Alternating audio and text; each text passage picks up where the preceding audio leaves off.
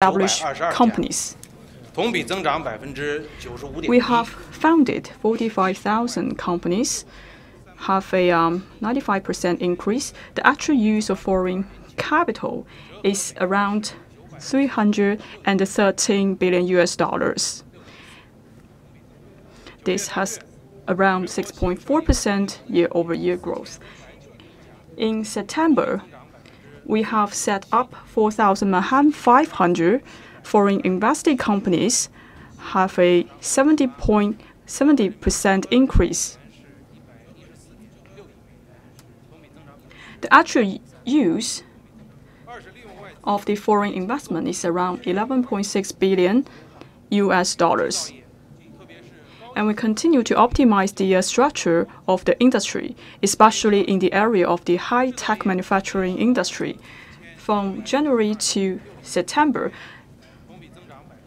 the actual use of the foreign investment in the high-tech manufacturing company amounts to 199 billion RMB.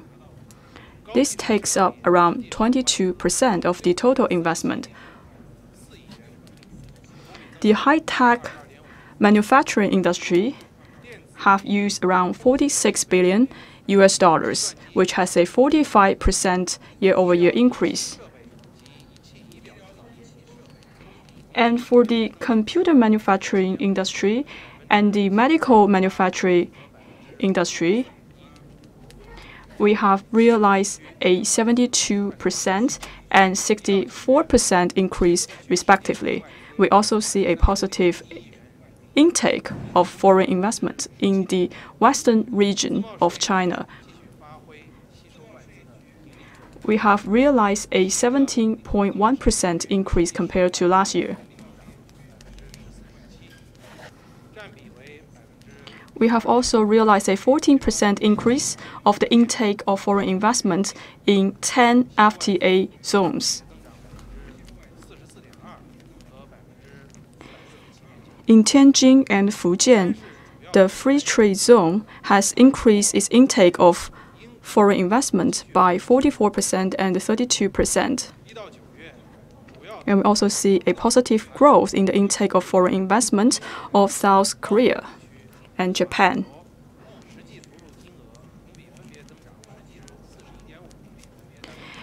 And the actual investment in South Korea, Japan, UK and Macau has been increased by 29%, 16%, and 25%. And in the US, the increased amount is around 6.7%. For the ASEAN countries' investment, we have realized around 19% increase year-over-year.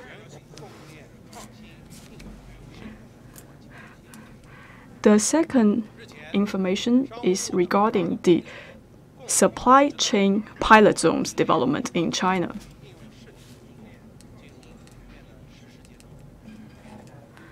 Now we have come to the implementation stage for the pilot zone of supply chain.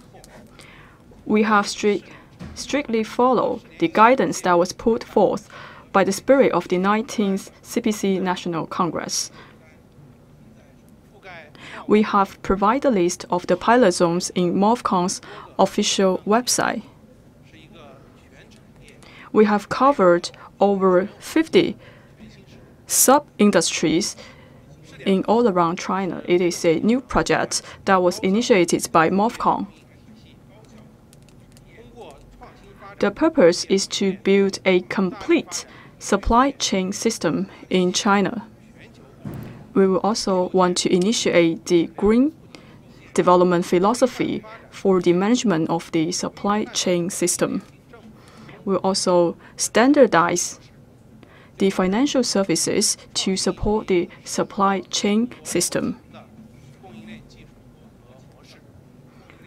We would like to create a series supply chain projects that suits the condition of China and set the platforms which suits the development of supply chain in China.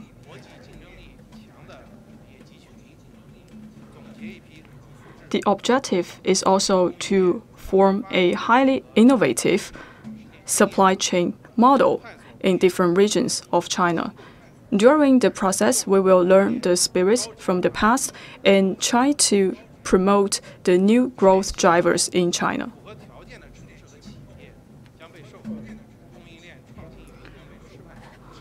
For cities which meet the standard, will be awarded the title of the Innovative Zone of Supply Chain Project of China.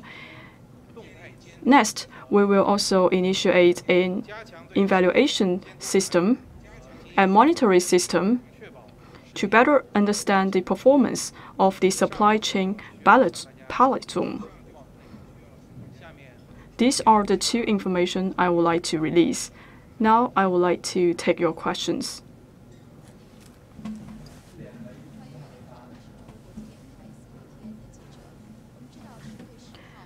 This is from CGTN. On October the 10th, we have understanding that the U.S. has already released a investment projects that will affect the other countries. So we want to understand whether this initiative will have any impact on the investment in China. On October the 10th, the Treasury Department has released the projects to evaluate the investments in overseas countries. They have applied a very strict application mechanism. Now we are evaluating the concerns and risks regarding the investment from China. Closed door will benefit no one.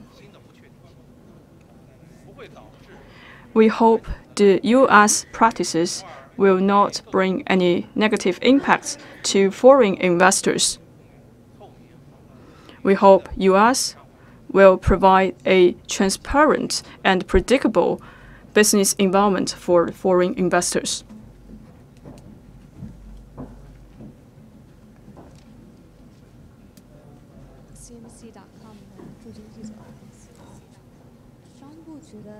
CNBC.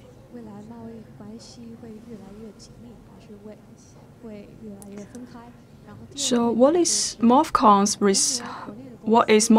response to the current China-U.S. trade relation? And the second question is that some of the Chinese companies, they are saying that they are being impacted by the trade war. So what's your take? I would like to first address your second question. For the trade war that was initiated by the U.S., definitely brings impact to China as well as foreign companies. For Chinese companies, we have manipulated the risks for the Chinese companies. For foreign invested companies, they do receive some negative impact from the trade war. For some of the companies who offer a competitive products, they have maintained their risks at minimum level. However, for the other companies, they will receive the pressure from the trade war. This trade war also leads to some unemployment for these companies. Most of the companies feel confident during this trade war. For local governments of China, they will take actions to help provide support to those companies that are affected by the trade war. China and the U.S. are complementary in the trade and economic relation, so our interests are interconnected.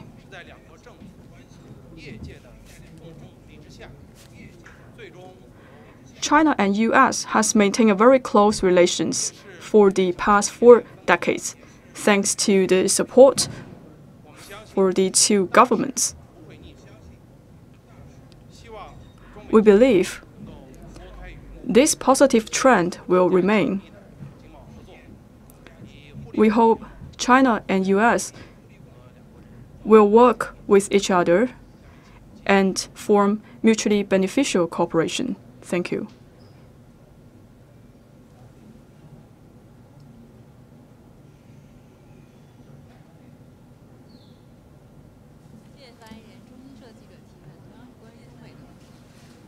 China News Service. My question is also in relation to the China-US relation. I realized that China's export to US has been increasing since the past 3 months and the past 3 quarters. So what is your expectations for the next quarter? Thank you for your question. For the first 3 quarters, the export that was from China to the US is actually credit to the demand of the US market. Chinese products is very popular in the US market.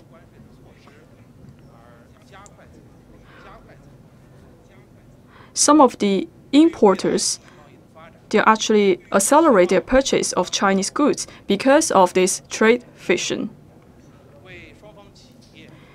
In the future, we hope the US can abandon its thought of protectionism and create a healthy and transparent business environment for middle-sized investors.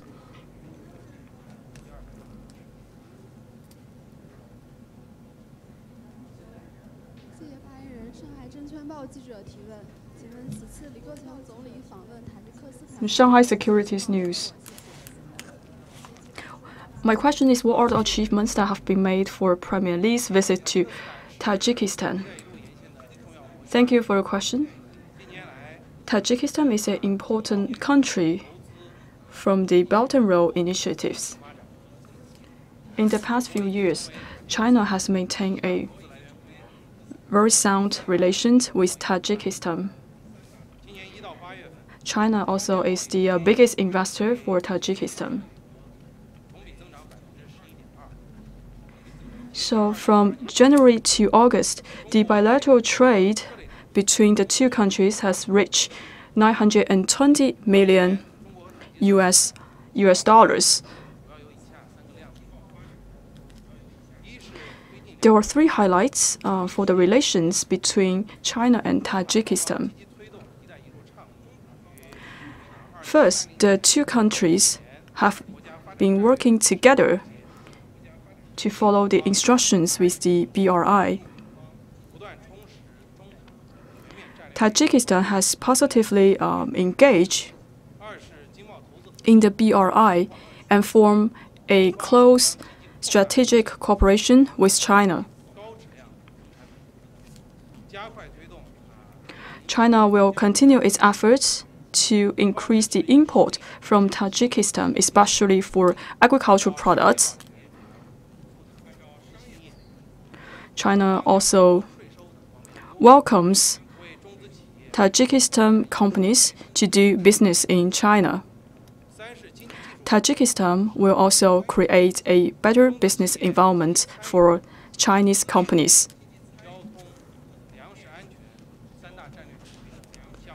The Chinese side has been actively engaged in the industry of power, transportation, and agriculture. These two countries will form cooperation in multiple areas and bring benefits to the two peoples. During the visit of Premier Li Keqiang, premiers of the two countries had signed a series of cooperation agreements. MOFCOM has also signed a memo with the MOFCOM of Tajikistan. Thank you.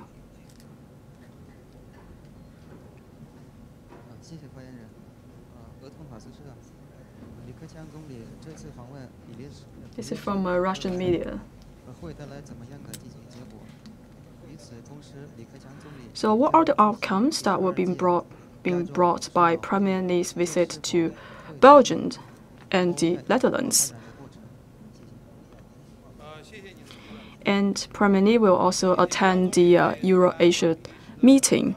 So what will be the expected outcomes? We do see some remarkable outcomes coming out from Premier Lee's visit to Belgium and the Netherlands. So this time, we have shared a signal to the world that we should strictly uphold the free trade and multilateral trading system. This visit will be conducive to China to further develop the relations between China and Belgium and China and the Netherlands. Especially this visit helped to build a third-party cooperation platform between the states. China will form working groups with Belgium and the Netherlands to work in the third-party country, learn from the advanced experiences from the Belgium and the Netherlands, help to improve the infrastructure build-out.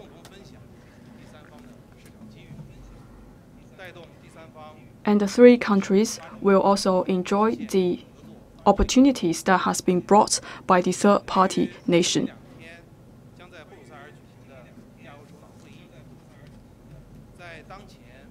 And today and tomorrow, Brussels will hold the Asia-Europe meeting with the context of fighting against the protectionism and unilateralism.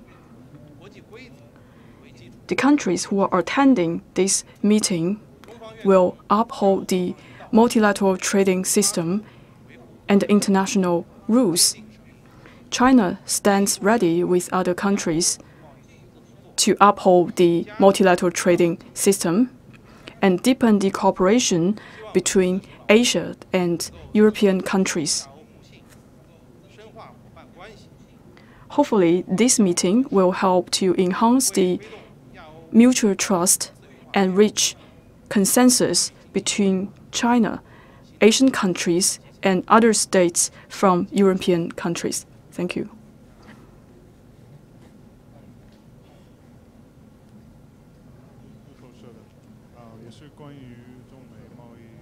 Reuters. My question is also about the China-US trade friction. Now we see an escalation of the trade friction. So what are the measures that will be taken by Chinese private companies? Any policies will be provided by China to support the private companies in China? And the second question is that, will China have any plan to make concessions during the negotiation for the China-US trade friction?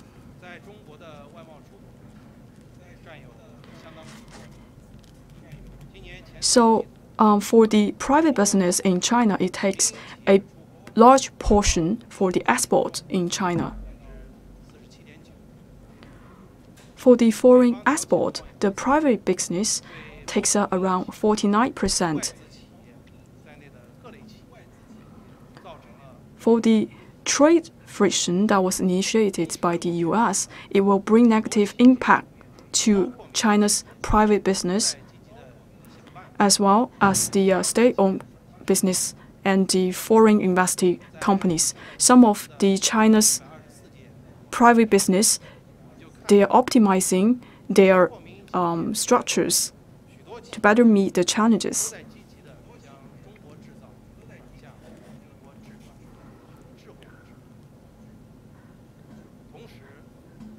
As we have seen that some of the products that has been made in China has induced more high technologies. At the same time, Chinese government is also issuing some measures to help these private companies to meet the challenges that was posed by the trade friction. And regarding your second question, China's position has always been consistent. The negotiation should be conducted on an equal basis. Thank you.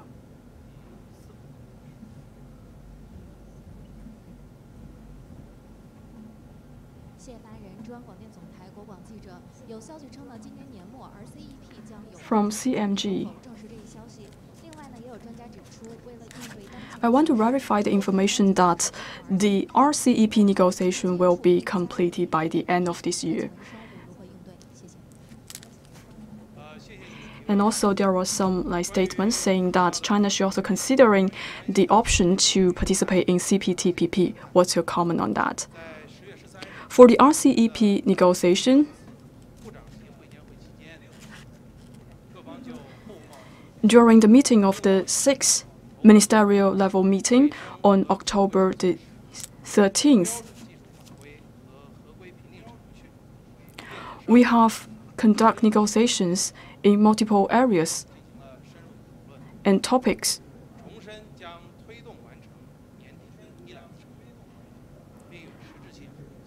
So we have made our position very clear. We will make our utmost effort to complete the negotiation of RCEP. Regarding the CPTPP, China's position is very clear. As long as the negotiation is following the rule of openness and transparency, and China holds a very positive attitude in pushing forward the negotiation.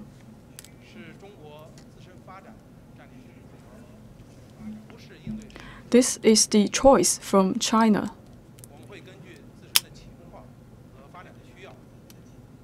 We will consider our own national conditions and build a free trade network in the world, and we will make our contributions to the world.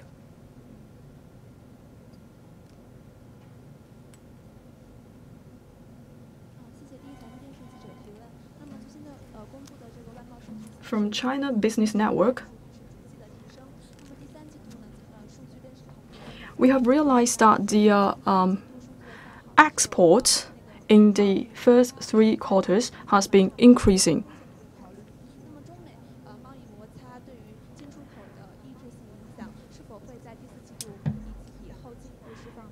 And we will also want to understand whether the China-US trade friction will hit Q4 or bring any negative impact in the upcoming years. Thank you for your question. For the first 3 quarters, we do see some positive trend of our foreign trade, and we also maintain a steady and sound momentum. This thanks to the recovery of the global economy as well as the supply side reform. China's economy has stayed sound and positive, which helped to drive the importation as well.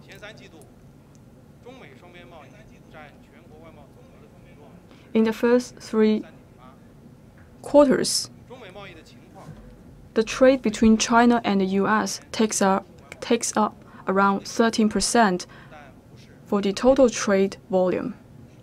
The trade friction may have some impact on this figure. In general, we have confidence to see China's foreign trade will continue to maintain such positive momentum. The State Council has also issued a series of actions to manage the trade friction and to promote the trade in China.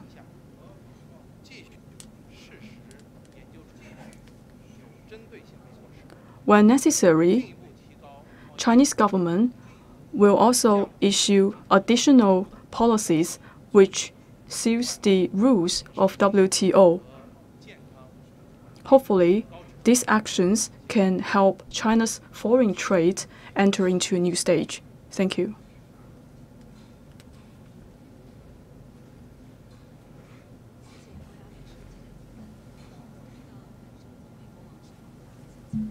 This is from Macau Asia Satellite TV. I want to further understand the relations between China and Norway and any latest development for the free trade agreement negotiation between the two countries. Thank you. China and Norway are very important trade partners. In the past few years, we do see a very positive momentum of the relation. First of all, we see a recovery of the bilateral trade volume. The trade volume has exceeded $4 billion in the first 8 months of this year. And the companies from the two countries have formed a closer tie in cooperation.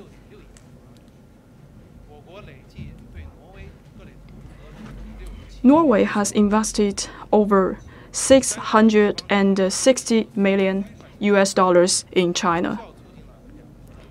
And also we see some local community cooperation between the two countries. Going forward, China will continue to work with Norway in the area of energy, environment, tourism, and winter sports. Each country will leverage its own advantages and complement to each other. Regarding your question about the negotiation of the FTA between the two countries, we have had around 4 rounds of negotiation.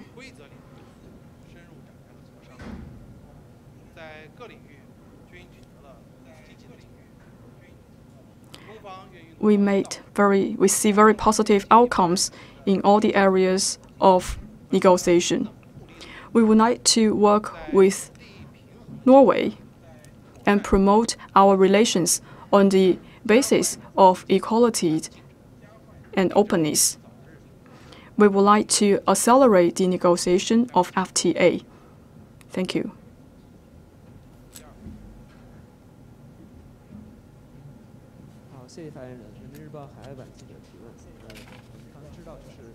People's Daily.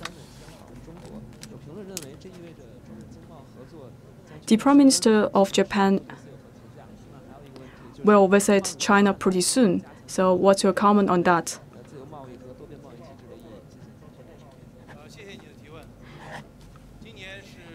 Thank you for your question. So this year marks the 40th year of peaceful relations between China and Japan. We are at a very critical time right now.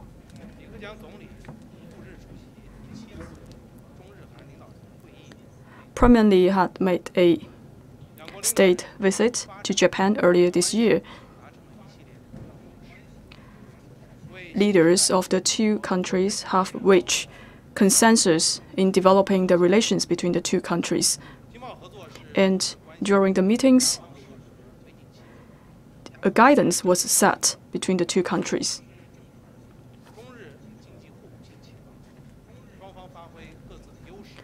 China's economy is highly complemented to Japanese economy. The cooperation between the two countries will help to promote the cooperation between the two countries and also bring benefits to the world. Hopefully, the two countries will seize the opportunities and inject new impetus to the relations between the two countries.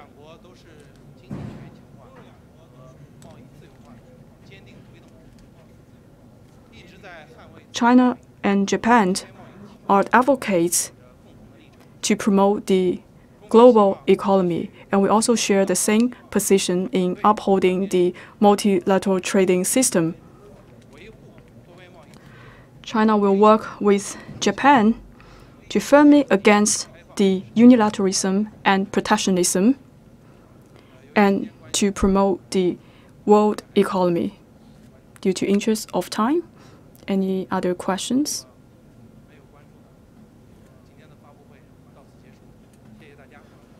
If there's no questions, that's the end of the presser. Thank you.